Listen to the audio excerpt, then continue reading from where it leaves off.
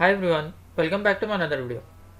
Today I am going to show in this video how to fix installed printer not showing in your device and printers on your Windows 10 or Windows 11. So before going to start the video, if you are not subscribed my channel, please subscribe. So let's start the video.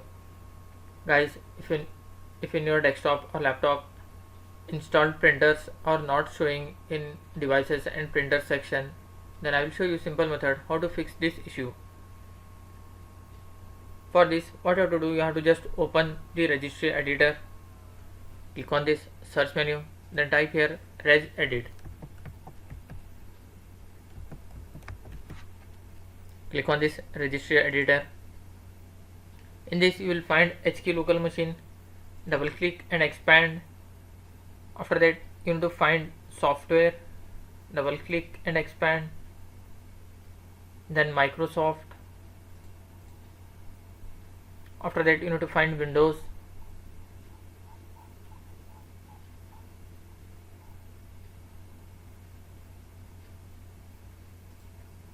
Double click and expand.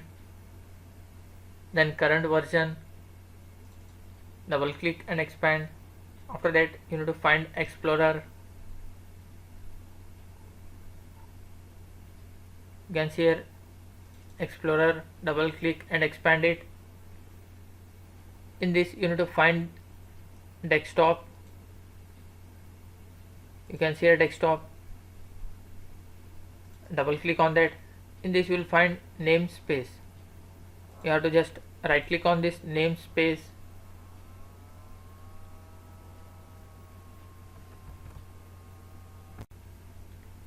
Right click on this namespace. Click on new. Then click on key. You have to just rename this.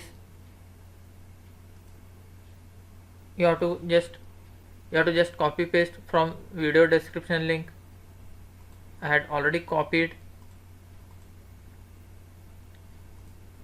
Just paste it.